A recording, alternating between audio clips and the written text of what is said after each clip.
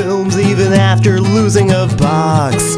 After a 5-mile walk around town, I never smell your socks. You hid movies from your folks and your mom hid them from your grandma. And a lot of the time that we hang out, you record it with your camera. Always have the strength to forgive when I hit you in the eye. You eat Chinese ramen, nachos, fish, even pizza pie. Standing tall with curly hair, leather jacket wrapped. Oh look, here he comes, the Million Film Almanac. Bobbly, bobbly, bobbly, bobbly, bobbly, bellissimo. Bobbly, bobbly, bobbly, bobbly, bobbly, bellissimo. Bobbly, bellissimo. Bobbly, bellissimo. Hi, and welcome to Terribly Fun Film. Today, we're reviewing a movie that wasn't on the schedule whatsoever. It's a new Christmas-themed horror film that I just watched and decided I absolutely needed to review as soon as humanly possible. So, it's this week's review. Other things got shifted around. I was asking, superhero rankings list will still continue after this week. That's what we're going to do until it's done. Should be at least 3 more videos for that. So, today's movie is Mother Krampus, aka The 12 Deaths of Christmas, which is the better title if you ask me. But Mother Krampus at least does give a strong, stern, creepy, holiday-themed vibe to it in terms of its title. So, hey, either one works. But what was it about this movie that meant I had to review it right now? Let's find out.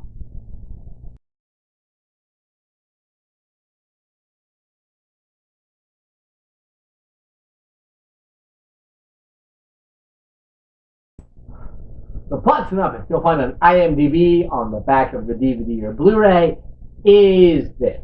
Based on the myth of Frau Perchta, a witch that comes on the 12 days of Christmas, taking children each night. It's accurate. The movie's based on that myth, but that doesn't actually tell you what the plot of the film is. It involves her, to be certain. The actual plot of the movie revolves around Vanessa and her young daughter Amy going to Amy's grandparents' house for Christmas. Wilden, Amy's father, recently left Vanessa. She's still dealing with the fallout from that. And over the last few days, there's been an uptick in reported cases of missing children. With the holiday season upon us, is it Frau Perchta back for revenge, or is it just some crazed maniac? Given the cover of the movie, you were probably expecting some cheesy, almost sci-fi monster-like thing, with the decrepit, almost decomposed-looking person in the Santa hat holding an axe. That is misleading. It never shows up in this film. Frau Perchta is a tall, veiny, haggard-looking human, presumably, who wears this long black hooded robe. You can only really make out her arms when she stretches it. And it looks almost like ironed on. So don't worry, she's much creepier looking in the film than you might have originally have guessed. So, with these children missing, a sort of neighborhood watch gets together, trying to piece it together, figure out, is it just one person doing it? If it is, where's the most likely place? Some of these people, up to and including Alfie, Vanessa's dad, know more than they're letting on, and might hold the key to why Frau Perchta has returned after all these years start taking children again. While the absolute specifics of what the writers Scott Jeffrey and James Class do with their movie might seem a bit familiar with anybody who's seen the first Nightmare on Elm Street movie, don't take that as a critique, as it's utilized brilliantly here. It is very smartly written. The characters are fairly interesting, and the reason for the supernatural entities' revenge really works, even if it creates a plot hole. I don't want to spoil too much, but the reason this individual, the Frau Perchta character, is looking for revenge creates a plot hole based on how the movie begins, with a text crawl talking about in the 1920s, a bunch of missing children, Frau Proctu, 12 Days of Christmas, all that jazz. So that's a bit odd, but that's really the only stumbling block here within it, as the rest of the movie very focused and very well written.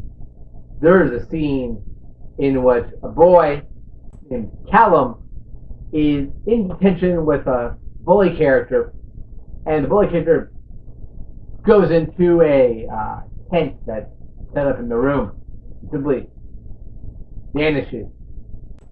Callum tells the teacher, and she believes him instantly, and she looks in the tent and he's not there. Given this happens after other children are missing, she joins the sort of neighborhood watch thing, and they kind of combine all the things they know, like they see an image on the sort of cork board, and it reminds the teacher of an image that Amy, Vanessa's daughter, was drawing in class, maybe not earlier that day, the day before, but very recently, is my point. Meaning everything's sort of oddly connected in some weird way, and they gotta figure out how before more children go missing.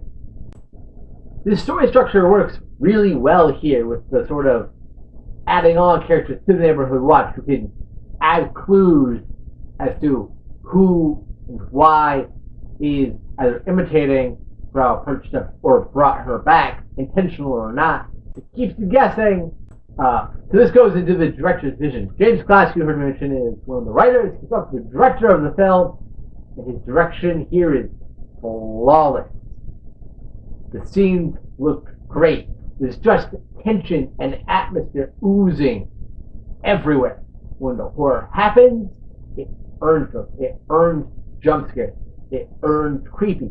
And for all the gorehounds out there, this movie is loaded with real fucked up, real interesting images, such as a scene where Frau Perchta opens up, picks up the intestines of it, and then sews back up one of her victims. She sews them back up using Christmas lights, and shown in pretty graphic detail. It's messed up, and it's really awesome to see a lower budget horror film like this dedicated to bringing such gnarly visions to life in a practical manner. The gore effects here are all practical. The blood effects here are all practical. Best effects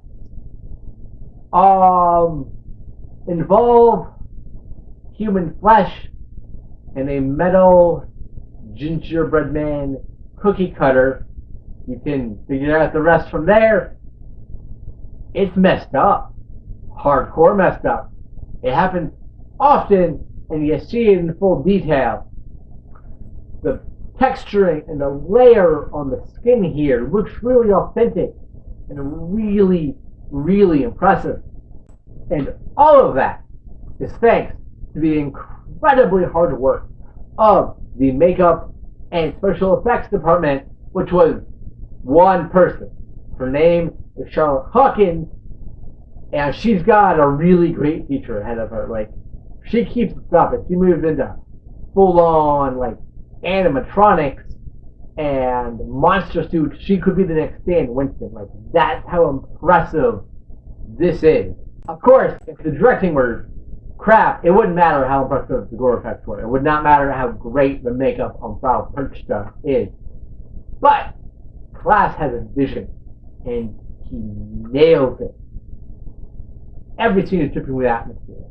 Every scene is lit in a unique and interesting way, using Christmas light retro bat even. There's a moment later in the film that sees Vanessa holding a bat to protect herself, just wrapped in Christmas lights. And that's how the scene's lit, and it looks awesome and weird. And I've never seen anything like it, and I love that.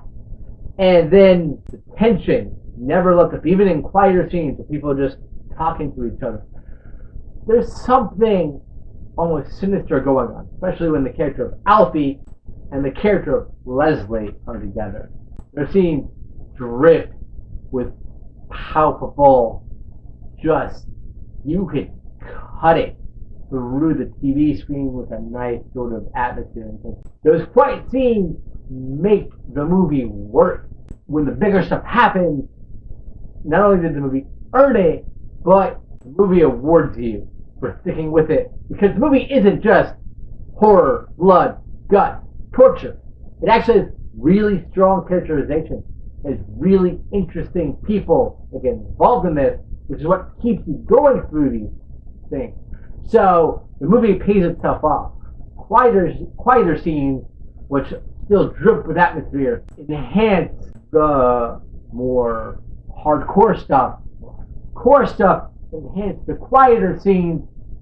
That's because quieter scenes, you become invested in the characters. Vanessa's husband, Wilden, recently left her 2 months ago. And she's still getting over that, so bit of a mess. Amy sees it, but Amy still loves her mom and she's trying to be happy.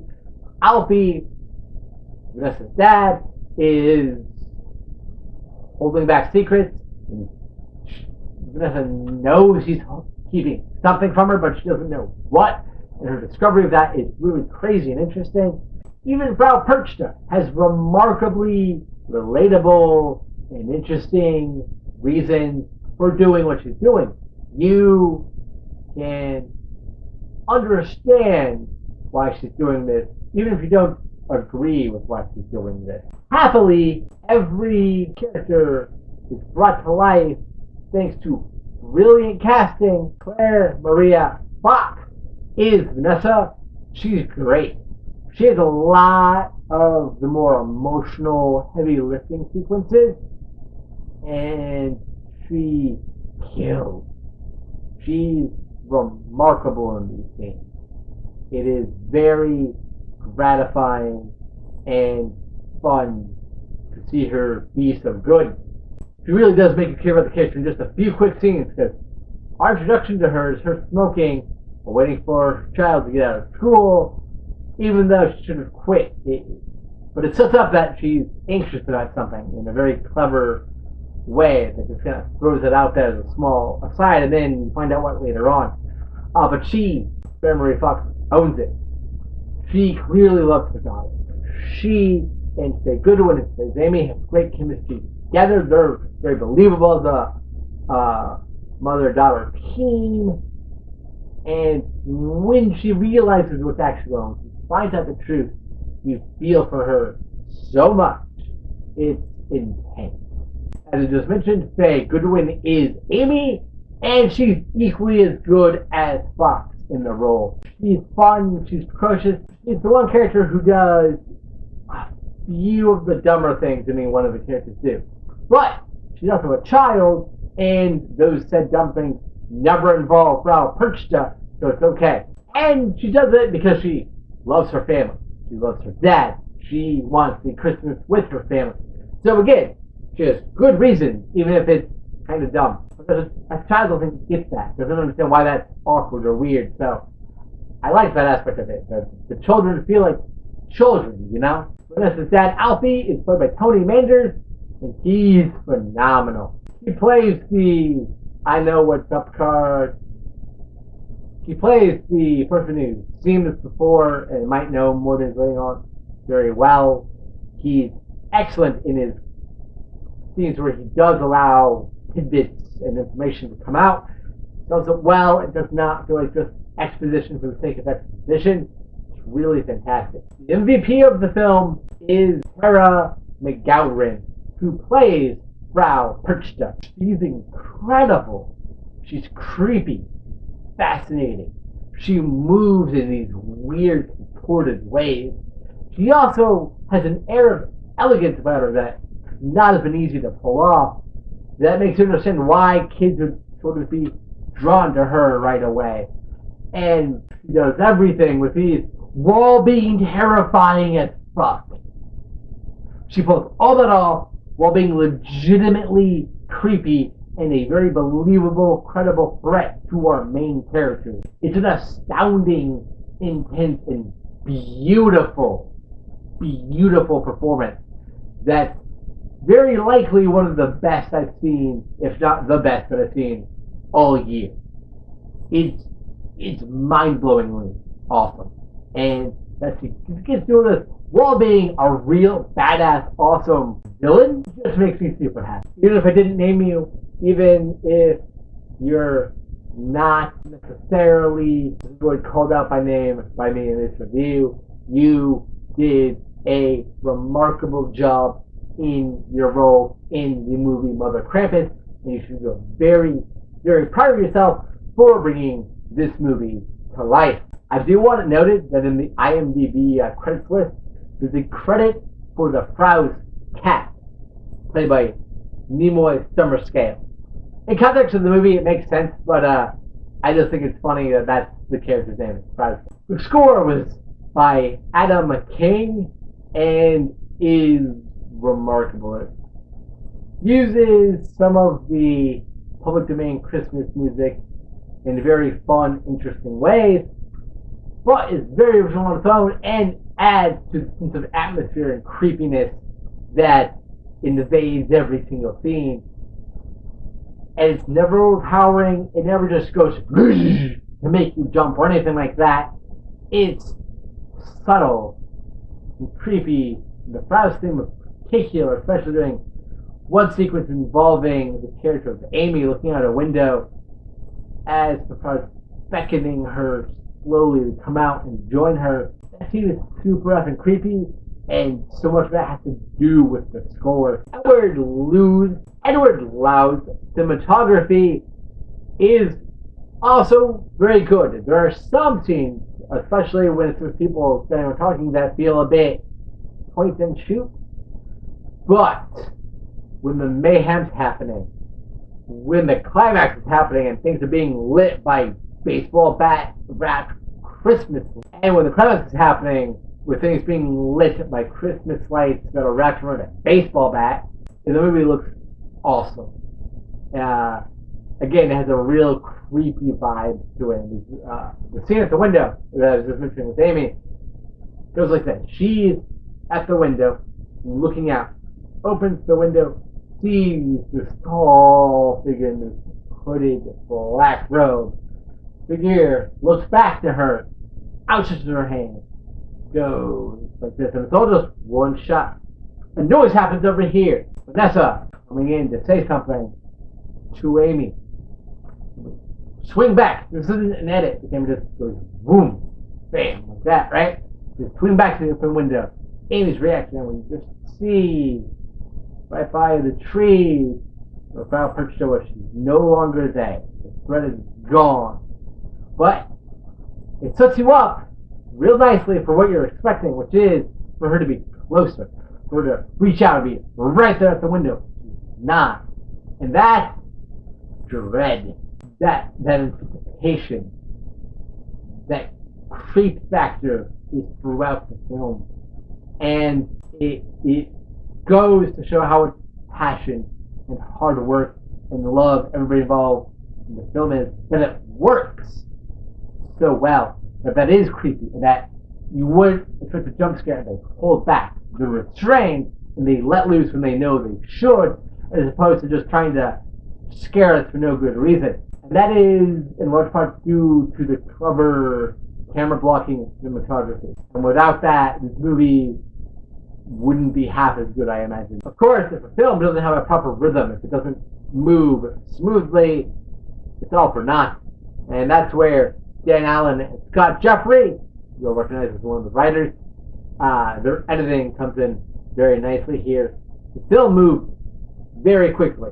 It's about 90 minutes long, and you are just absorbed right from the get-go. And no scene feels like it lasts too long. No shot is inserted awkwardly. Everything about the movie is paced out to be as creepy as possible, to maximize eeriness, to fully envelop the viewing audience into its atmosphere. And it does so with great verve. And because of that, the editing, and that is because editing plays such a pivotal role here, especially during some of the more horrific scenes. The character of Debbie is killed off in very brutal fashion, sewed up with Christmas lights, as you heard me mention before, sprung off outside of her garage, where I believe it's her dad comes home, but I'm not positive there, to find her. And she's outstretched, her Christmas lights literally coming out of her body, hit the ground, just sobbing in despair. We already know what happened. This is dramatic irony at play here, as the audience saw this happen to the character. We saw what Frau Perchta did, come looking at just him, cut up, see what happened in all its gory, bloody glory, and back to him, and he just falls. And that's it. The camera just lingers there for a moment, letting the impact of his reaction, how sad he is, wash over the audience. And it's astounding. And then there's the window sequence, which I keep referencing. Just one shot. Because part of great editing is knowing when not to edit. And they knew precisely when not to edit. So yeah, Mother Krampus, aka 12 Deaths of Christmas, is out now. Buy it at Walmart. Get it at Best Buy. And I highly recommend. So, Mother Krampus, aka 12 Deaths of Christmas, is out right now. You can get it at Walmart. Buy it at Best Buy.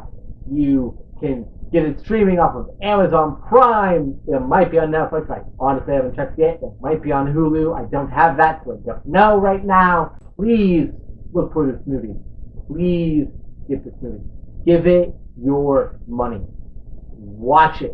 Let it wash over you.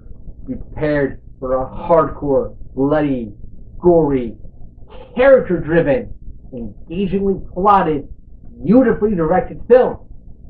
Mother Krampus is a masterpiece. It will blow you away. I promise you. Especially if you love horror like I love horror. As always, I've been your host, Bobby.